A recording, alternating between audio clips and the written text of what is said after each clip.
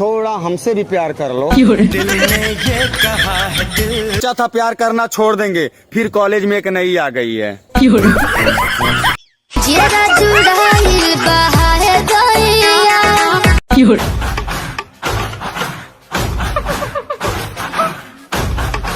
आप लोग ध्यान से सुनिएगा। अरे याद करो जहिया कुंवार रहलू, अब पियावा से पहिले हमार रहलू। याद करो जहिया कुंवार रहलू, पियावा से पहिले हमार रहलू। हेलो गाइस, ये गाना हमारी गर्लफ्रेंड के लिए है। एक दिन कहली कि दिलवा में जगह दे दो, का कोरी गोर करिया।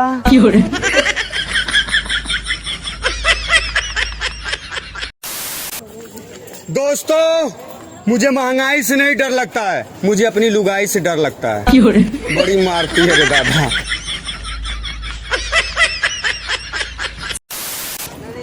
मुझे शादी की जल्दी नहीं है दोस्तों, बस मेरे बच्चों की पढ़ाई नुकसान हो रही है।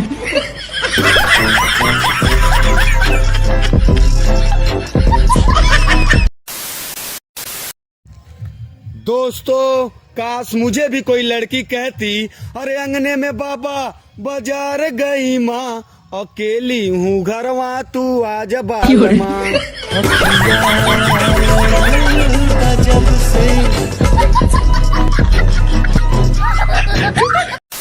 जब दिल टूटा सोचा था प्यार करना छोड़ देंगे, फिर कॉलेज में एक नई आ गई है।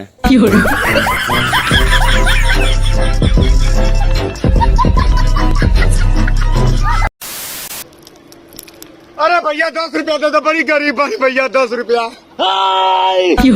मैं सिर्फ एक सुअर नहीं हूँ, मैं इस देश का चोर हूँ, दलाल हूँ, पॉकेट मार हूँ।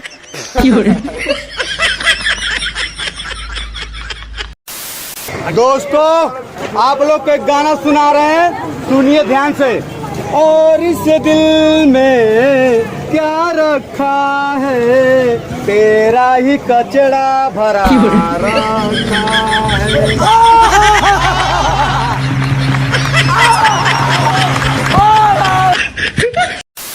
दोस्तों, ये गाना हमारी गर्लफ्रेंड के लिए है। अब ते देखते चढ़ौलू शीशा कार के, जब से पौले बाड़ू कोयला यार के।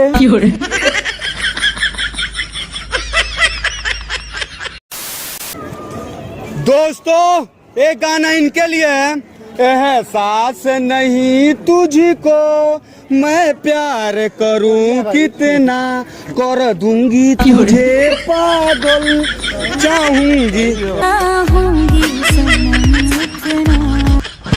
कर दूंगी तुम्हें पागल। दिल ने ये कहा है दिल से, मोहब्बत हो गई है तू से, मेरी धड़कनों को समझो, थोड़ा हमसे भी प्यार कर लो। दिल ने ये कहा है दिल से, बन ठन के गोरी जल्दी निकला।